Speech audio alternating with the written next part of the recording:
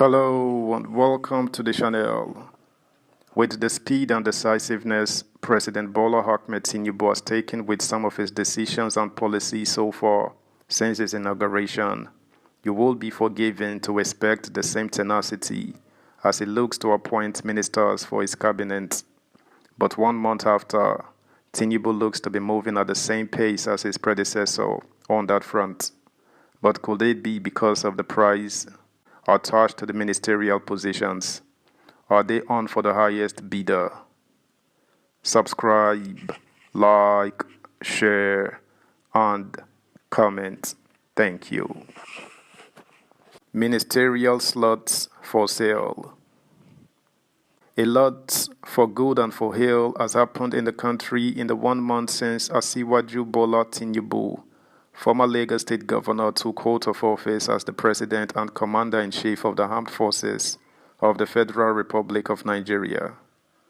Right there at the Eagle Square, Abuja, while delivering his inaugural speech on May 29, he said the nebulous fuel subsidy regime was gone, and it was.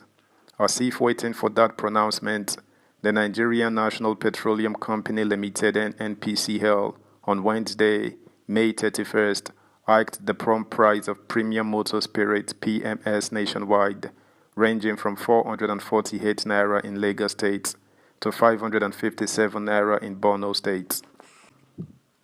Since then, the Tinubu-led government has been on fire, literally, with a litany of policy reforms in what some have aptly dubbed Hurricane Tinubu. 2 weeks after the fuel subsidy removal, the Central Bank of Nigeria (CBN) directed deposit money banks to remove the rate cap on the naira, thereby unifying the hitherto double foreign exchange rates. This not only pulled the plug on the subsidized investors and exporters window, but also allowed for the floating of the national currency against the dollar and other global currencies.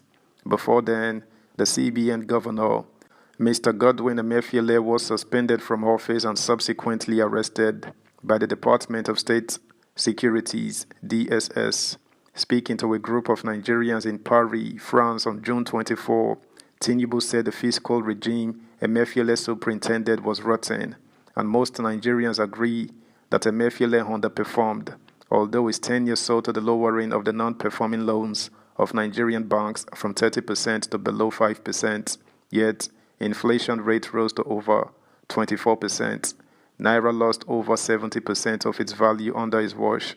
The effective commercial interest rate now surpasses 30%, and the controversial Naira redesign program cost the already asphyxiating Nigerian economy a whopping 20 trillion naira in the first quarter of 2023. In fact, the Center for the Promotion of Private Enterprise (CPPE), in its Q1 2023 report released on July 2nd, claimed that Nigeria's economic growth slowed to 2.3% in the same period compared to 3.1% in the previous quarter. Aside the unification of the forex rates, Tinubu within 1 month also sacked the boards of parastatals and agencies, abolished government hitherto support for professional bodies, signed some executive orders and bills such as the student loan, electricity tariff, and the data protection bills which his predecessor, Muhammadu Buhari, left to gather dust on his executive indolence shelf into law. The same day the CBN floated the naira, Tinubu also suspended the chairman of the Economic and Financial Crimes Commission (EFCC), Abdul Rashid Bawar, over weighty allegations of abuse of office leveled against him. Just like in the Emefiele case, Bawar's suspension was necessitated by the need to allow for a transparent and unencumbered investigation into his conduct while in office. Within the same period, Tinubu also named 8 special advisors out of the 20 the 9th Senate approved for him on June 6 at his request. Thus, Nuhu Ribadu emerged as SA Security. He has since been elevated to the position of National Security Advisor, NSA. Wale Edon, Monetary Policies, Olu Verenjen, Energy, Zacchaeus Adedeji, Revenue, John Uwajumogu, Industry, Trade and Investment, Dele Halake, Communications and Strategy, Yao Darazo, Political and Intergovernmental Affairs, and Salma Anas, Health. He has subsequently expanded the list with the appointment of Hadiza Bala Usman as Special Advisor on Policy Coordination, Anatu Musawa, Culture and Entertainment, Economy, Senator Abdullahi Gumel, Senior Special Assistant on National Assembly Matters, Senate, and Olarewanju Ibrahim, SSA on National Assembly Matters, House of Representatives. But before then, he had appointed the former Speaker of the House of Representatives, Femi Gbajabiamila, as Chief of Staff, and former Benue State Governor, George Akume, as Secretary to the Government of the Federation.